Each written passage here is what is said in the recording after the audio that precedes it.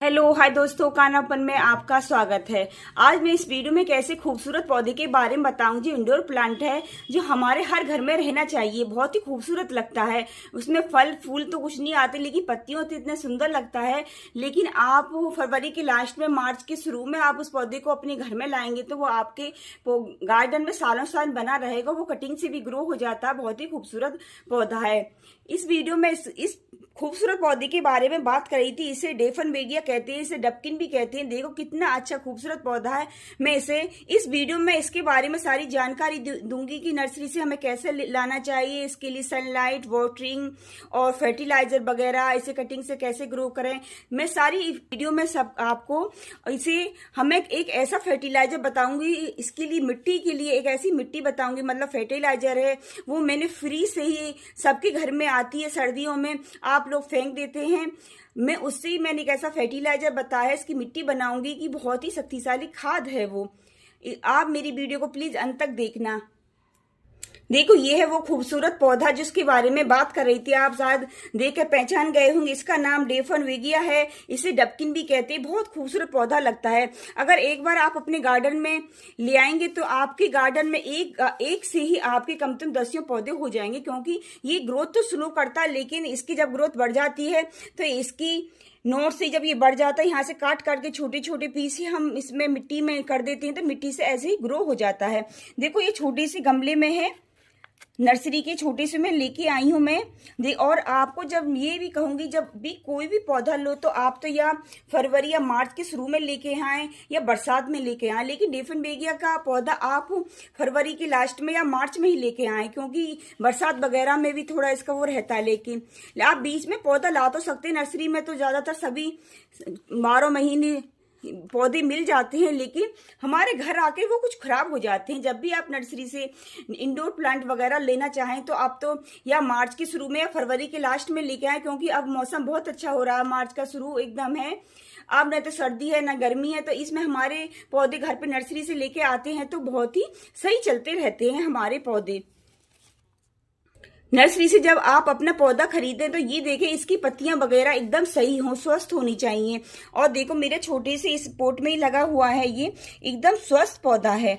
आप मिट्टी भी देखें तो आप पीली मिट्टी, लाल वाली मिट्टी नहीं होनी चाहिए, क्योंकि लाल वाली मिट्टी होती है तो उसे हमें सारा हटाना पड़ता है। मिट्टी अगर वो मिट्टी थोड़ी रह जाती है तो वो पत्थर सी हो जाती है, अगर थोड़ा बहुत पानी कम रह जाता है।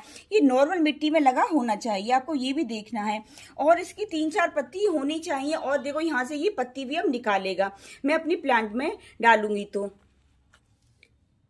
इसके लिए आप पॉट, ज्यादा बड़ा पॉट नहीं लेना। देखो आप थोड़े से ये 5-6 इंच की उसमें लगा हुआ है पॉलिथीन के उसमें, फिर भी देखो कितना अच्छा बड़ा हो रहा है। इसके लिए हम ज्यादा बड़ा पॉट ले लेंगे तो हमारा पौधा खराब हो जाता है। मैंने इसके लिए एक प्लास्टिक का छोटा सा ये 7-8 इंच का पॉट लिया है।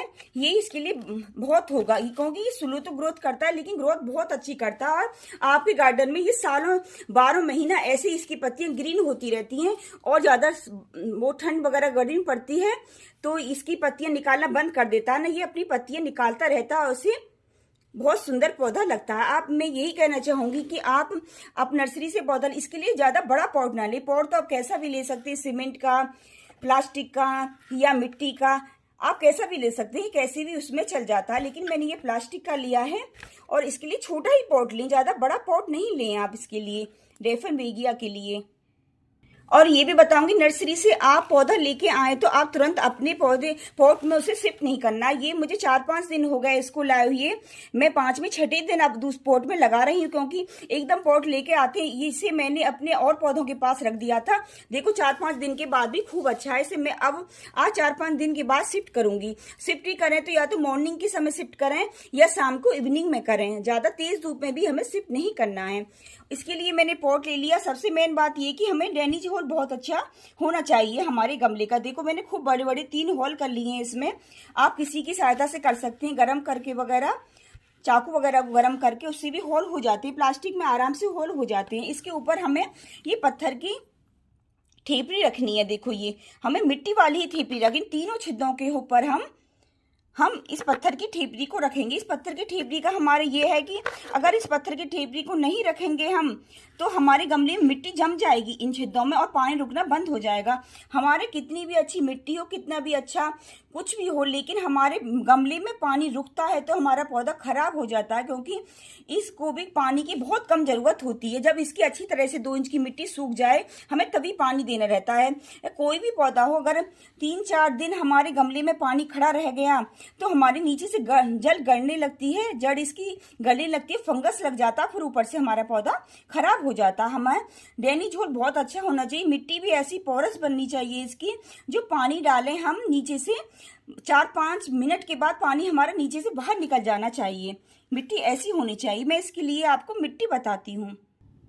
30% तो मैंने इसकी मिट्टी गार्डन सॉइल अपनी गार्डन की मिट्टी ले ली है।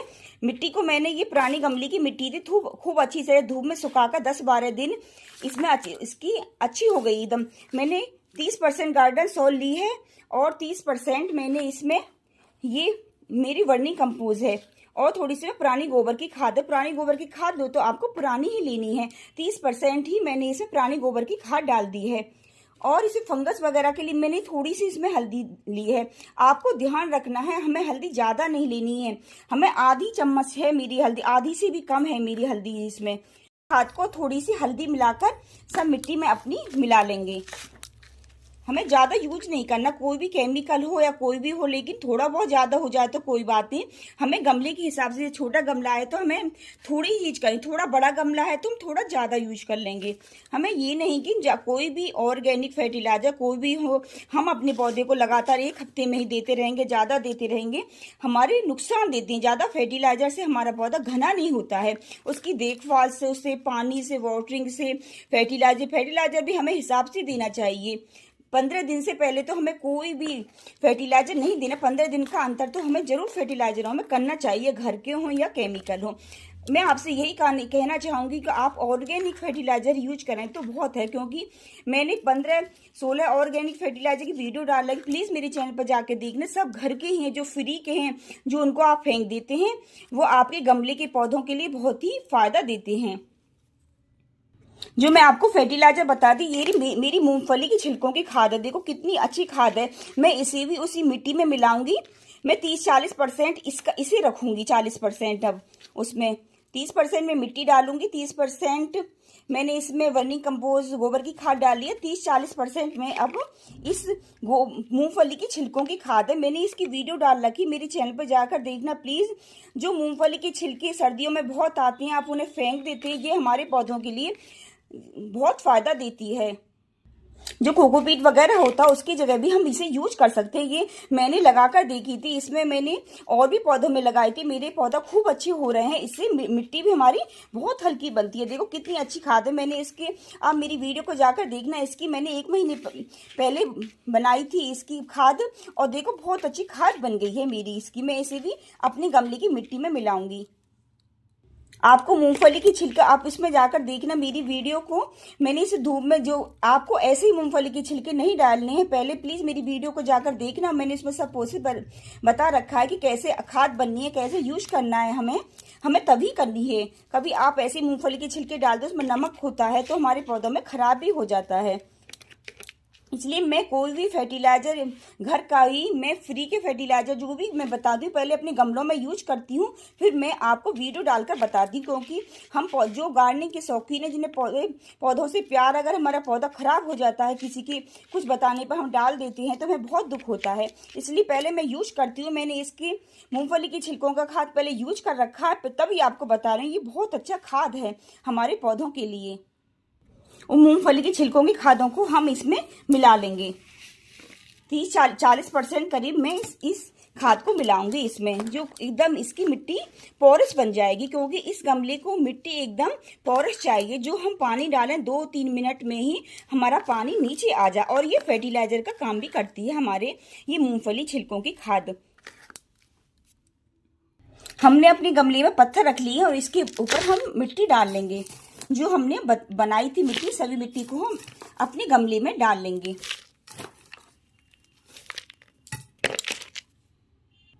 फिर कोई कैंची वगैरह की सहायता से हम इसकी पॉलीथीन जो है इसको काटेंगे, अपने गमले को आराम से बाहर निकालेंगे, क्योंकि इसकी जड़ वगैरह कोई डिस्टर्ब नहीं हो। सब पॉलीथीन को हम हटा देंगे। देखो हमने पॉलीथीन हटा दी, एकदम जड़ इसकी नीचे तक आ रही है। देखो इसमें जड़ खूब अच्छी है। हम मिट्टी को कोई डिस्टर्ब नहीं करेंगे, आराम से थोड़ी बहुत मिट्टी हम हटा देंगे, अपने गमले में रख लेंगे, क्योंकि ये मिट्टी हमारी सही है, नॉर्मल मिट्टी में लगा हुआ है। थोड़ा हाथ से करना चाहें तो हाथ से थोड़ा थोड़ा इसे हटा दें। मिट्टी भर ली है इसकी। मिट्टी आपको गमले से थोड़ी नीचे ही रखनी है, 2 इंच तक, क्योंकि इसमें फर्टिलाइजर वगैरह डालेंगे, हवा वगैरह के लिए पानी वगैरह भी डालते हैं, तो हमें आराम से हो जाएगा। हमें ऊपर तक एकदम मिट्टी ऊपर तक हमें गमले में नहीं भरनी रहती है, 2 इंच तक हमें नीचे छोड़ना। अभी मैं इसमें पानी डालूंगा और थोड़ी सी नीचे जाएगी हमें। देखो मैंने इसके लिए इतना बड़ा ही पॉट लिया है, क्योंकि इसके लिए ज्यादा बड़ा पॉट नहीं होना चाहिए। आपने देखा था ना कि इसकी नर्स इसमें बहुत छोटी सी उसमें पॉलिथीन में लगा हुआ था, फिर भी कितना बड़ा हो रहा है ये आज तो हम इसमें अच्छी तरह से वाटरिंग कर देंगे, लेकिन पानी आपको तब देना है इसमें। ये ज्यादा पानी से ही खराब होता है। आप जिस दिन आपको ये लगे इसकी मिट्टी सूख गई है, उस दिन भी आपको अपने गमले में ऐसे खुदाई वगैरह करके उस दिन छोड़ देना है। उस दिन पानी नहीं देना आपको, अगले दिन पानी देना है। फिर इसमें पानी भी जब भी दें आपको अच्छी तरह से देना है, जो पानी नीचे तक इसके ड्रेनेज होल से बाहर निकल जाए। इसमें पानी रुकना नहीं चाहिए। अगर इसमें पानी नहीं रुकेगा तो आपका पौधा खूब अच्छा घना होगा। इसमें पानी रुकने लग गया तो ये बहुत जल्दी इसमें फंगस वगैरह लग जाती है और आपका पौधा खराब हो जाता है। ये बहुत ही सुंदर खूबसूरत पौधा लगता है। देखो ये पत्तियों से जाने लग जाता है, कितनी खूबसूरत पत्ती है इसकी। आप पत्तियों को पानी तो आप जब इसकी 2 इंच तक मिट्टी सूख जाए तभी पानी देना है, लेकिन तीसरे चौथे दिन आपकी पत्तियों को अच्छी तरह से कोई गीले कपड़े, सॉफ्ट कपड़े से पूछते रहेंगे तो ये पत्तियों में बहुत चमक भी बनी रहेगी इन पत्तियों में, और पौधा भी और पत्ती निकालता रहेगा। ये है कि हम जितना अपने पौधों को ध्यान रखते हैं, इतने ही पौधे हमारे खूबसूरत लगते हैं और सुंदर लगते हैं। अगर इसकी पत्तियां गीली गंदी पड़ी रहेंगी तो ये पौधा इतना पत्तियों में चमक नहीं रहेगी, और दूसरी पत्ती भी ये काफी दिनों में निकालेगा। और इसे सनलाइट की बिल्कुल जरूरत नहीं होती। इसे ब्राइट लाइट में रखना है, इसे मॉर्निंग की सनलाइट में भी नहीं रखना। अगर सीढ़ियों के पास जैसे खिड़की वगैरह है आप उसमें रख ले कि ब्राइट लाइट जरूर चाहिए। इसे अंधेरे कमरे में भी नहीं चलेगा, ये ब्राइट लाइट चाहिए, इसे सनलाइट इसे नहीं चाहिए। अगर चाहिए तो मॉर्निंग की बस 1 घंटा या आधे घंटे की धूप मिले तो ठीक है, नहीं तो आपको इसे डायरेक्ट लाइट नहीं चाहिए, सनलाइट चाहिए, लेकिन डायरेक्ट वाली नहीं चाहिए। इसे ब्राइट लाइट चाहिए। इसमें ही आपका पौधा खूबसूरत बना रहेगा। या किसी बालकोनी वगैरह में भी आप जहाँ बहुत ही कम धूप आती, मॉर्निंग की थोड़ी सी धूप आती, वहां रख सकते हो। या सीढ़ियों वगैरह के पास विंडो होती है, या रूम में आपके ड्राइंग रूम में कोई खिड़की विड़की हो, उसमें लाइट आती हो, ब्राइट लाइट आती रहे, और उसमें भी ये बहुत अच्छा खूबसूरत चलता रहता है। ये पौधा आपका बहुत ही सुंदर पौधा लगता है। और इसे फर्टिलाइजर की भी ज्यादा जरूरत नहीं होती। आज तो मैंने वो मूंगफली की छिलकों की खाद वगैरह भी मिला दी है, इसमें थोड़ी सी वर्मी कंपोस्ट भी डाल दी है। अब मैं इसे कोई 2 महीना तक कोई खाद नहीं ही दूंगी। इसे आपको महीने 2 महीने में, साल में आपको 3-4 बार इसे वर्मी कंपोस्ट या पुराने गोबर की खाद वगैरह डाल दो, या ये ऑनियन पील, बनाना पील, आलू की छिलके वगैरह पीस के उसका डाल दो। ये इन्हीं से होता रहता है। और चाय की पत्ती से इसमें बहुत अच्छी चमक आती है। डेली आपके घर में चाय की पत्ती बनती है, उसकी चाय की पत्ती को धोकर धूप में सुखाकर अच्छी तरह से आप धूप में सुखाकर मिक्सी में पीसकर तब इसे भी दे सकते हैं। चाय की पत्ती में नाइट्रोजन वगैरह काफी होता है। हमारी पत्तियों को जो पत्ती से जाने जाते हैं तो उन पौधों को देते। मनी प्लांट वगैरह है, जेड प्लांट है, अम्ब्रेला प्लांट है, इन पत्ती वाले पौधों में हम चाय की पत्ती का प्रयोग करते हैं तो हमारे पौधों में बहुत चमक आती है, पत्तियां भी बड़ी बड़ी निकलती है। और इसे कोई ज्यादा केमिकल वही फर्टिलाइजर देने की जरूरत नहीं है। आपको इन्हीं फर्टिलाइजर को देंगे, आप अपने पौधे का ध्यान रखेंगे तो आपका डफनवेलिया का ये पौधा आपके घर में सालों साल ऐसे ही बना रहेगा। ये स्लो ग्रोथ तो थोड़ी स्लो करता है, लेकिन 1-2 साल में काफी बड़ा पौधा हो जाएगा। तो ज्यादा बड़ा हो जाता है इसकी काट कर हम यहाँ से 3-4 ब्रांच ऊपर का काट के, नीचे काट कर छोटे छोटे पीस भी करके हम मिट्टी में डाल देते हैं, तो वहां से ही ये ग्रोथ करने लगता है। आप सभी इन्हीं बातों का ध्यान रखेंगे तो आपका डेफनवेलिया का पौधा आपके गार्डन में सालों साल बना रहेगा। अगर मेरी जानकारी आपको प्लीज अच्छी लगी हो तो मेरे चैनल को सब्सक्राइब करो, मेरी वीडियो को लाइक करो, शेयर करो। राधे राधे।